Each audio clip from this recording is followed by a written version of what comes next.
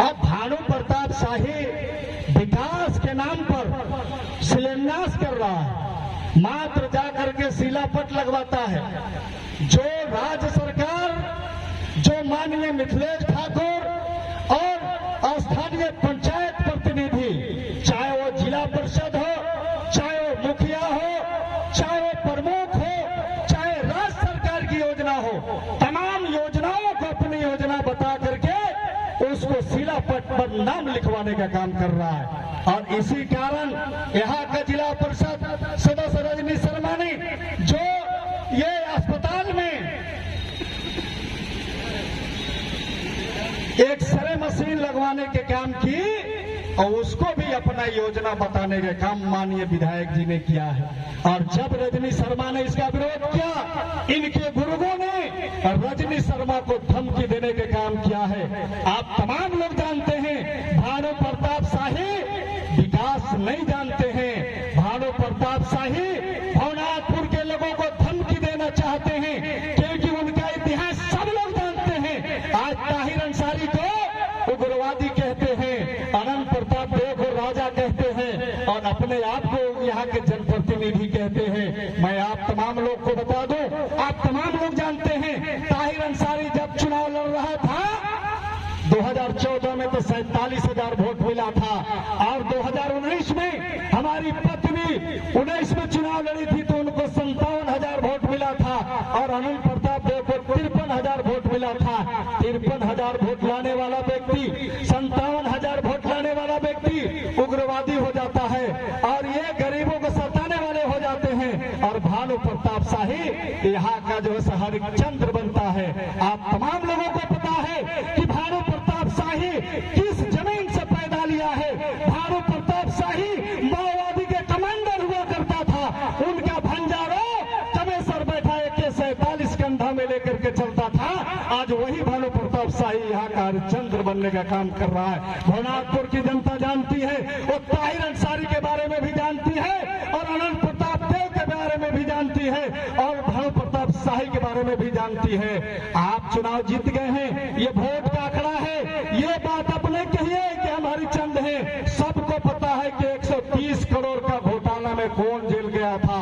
सबको पता है 17 CLA का केस किस पर हुआ था, ये सबको पता है और वो सरकारी रिकॉर्ड में है। तो मैं ये आपको बताना चाहता हूँ, भवनाथपुर के साथियों के, यहाँ के नौजवानों को, पत्रकार बंधुओं को, मातार बहनों को, उस भानु प्रताप शाही से 130 करोड़ के घोटालेबाज से, पूर्व माओवादी नेता से आपको डरने की कोई जरूरत नहीं है, क्योंकि आज झारखंड मुक्ति मोर्चा आपके साथ है। और इस राज्य में झारखंड राज्य में आपकी सरकार है, यहाँ की मूलवासियों की सरकार है, आदिवासियों की सरकार है, बैकवर्ड दलितों की सरकार है। यहाँ भानु के दादागिरी नहीं चलेगा, यहाँ अफसरशाही नहीं चलेगा।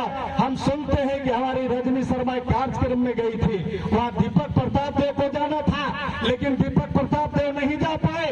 रजनी शर्मा गई थी और एक पुलिस अधिकारी वहाँ पर बैठा हुआ था, और रजनी शर्मा को बोलने सिखा रहा था और भानु प्रताप शाही की तरफदारी कर रहा था।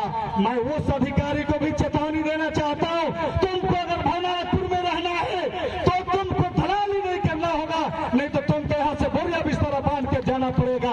ये हमारी सरकार है, ये हेमंत सोरेन इस राज्य के मुख्यमंत्री हैं और माननीय मिथिलेश ठाकुर इस राज्य के मंत्री और गढ़वा के विधायक हैं। और इस तरह के चापलूसगिरी न तो पीडीओ को चलेगा, न तो थानेदार को चलेगा, और किसी की चापलूसगिरी यहाँ नहीं चलेगी।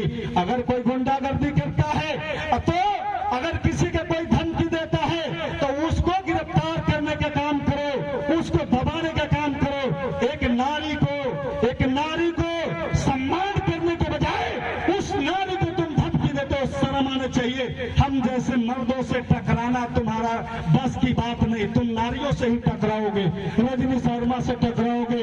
अगर टकराना है क्या एक से एक बैठे हुए झारखंड मुक्ति मोर्चा के नौजवान, तनवीर आलम बैठे हुए, मनोज ठाकुर बैठे हुए हैं, शंभू चंद्रवंशी बैठे हुए, लालू राम दीपक बाचा बैठे हुए हैं, मुक्तेश्वर पांडे बैठे हुए, मनोज यादव बैठे हुए हैं। आपको अगर लड़ना है तो हमसे लड़ो। एक एक नारी से टकराने की कोशिश मत करो। जब नारी शक्ति जोर से टकराएगा, नारी जब खड़ी होगी तो तुम दोबारा विधानसभा नहीं पहुंच पाओगे। और ये बात साफ है, इस बार ये बात साफ है। तुम कहते हो कि राज्य सरकार का कोई काम नहीं है, कोई योजना नहीं है। अरे भाई, राज्य सरकार की पैसा हो चाहे वो केंद्र सरकार की पैसा हो, तो दिल्ली से सीधे भवनाथपुर नहीं आएगा, दिल्ली से रांची जाएगा और रांची से भवनाथपुर आएगा। तुम्हारा पैसा वो नहीं है। आज जो भी योजना चल रहा है, चाहे वो जल नल योजना हो या फिर और केंद्र सरकार के सहयोग से जो योजनाएं चलता है, उसमें राज्य सरकार का हिस्सा और केंद्र सरकार का हिस्सा रहता है। और राज्य सरकार वाला भी जो योजना है, जो जिला परिषद की योजना है, जो पंचायत की योजना है, तमाम योजनाओं को ये निकम्मी विधायक अपना योजना बताने का काम करता है। जनता भली भांति जानती है, क्योंकि इस भवनाथपुर विधानसभा के 1 दर्जन लगभग सड़कों का माननीय मुख्यमंत्री द्वारा नगर उतारी के बंशीधर में, जब बंशीधर महोत्सव हो रहा था, उस महोत्सव में 1 दर्जन सड़कों का माननीय मुख्यमंत्री के कर कमलों द्वारा शिलान्यास हुआ था। और उस सड़क को भी अपना सड़क बता रहा है। इसको शर्म नहीं है झूठ बोलने में, लगातार ये झूठ बोलता है और झूठ बोल बोल करके ये लोगों को ठगने का काम करता है। आज भवनाथपुर का टाउनशिप साक्षी है, जब भानु प्रताप शाही पहला मर्तबा विधायक बना था, लोग चैन से नहीं सो रहे थे। इस इलाके के अमन पसंद लोग वो चैन से नहीं सो रहे थे, ये सबको पता है। और इसलिए आप तमाम लोगों से मैं कहना चाहता हूं, अब डरने और झुकने की जरूरत नहीं है। आपको मुट्ठी बांध करके खड़े होने की जरूरत है। और इस बेईमान विधायक के ये 2-2 हाथ करने के लिए आप नौजवानों को खड़े होने की जरूरत है। रजनी शर्मा जी, आप अकेले नहीं हैं, पूरी पार्टी है, झारखंड मुक्ति मोर्चा है। आपका जो महिला टीम है, चाहे वो खरौंदी के महिला की टीम हो, चाहे वो केतार के प्रमुख हो, चाहे यहाँ का प्रमुख हो, चाहे जिला परिषद हो, पार्टी के झारखंड मुक्ति मोर्चा के महिला मोर्चा भी आपके साथ कदम में कदम मिला के चलेगा। और आपको डरने की जरूरत नहीं है। इस निकम्मे विधायक के खिलाफ में लड़ने की जरूरत है।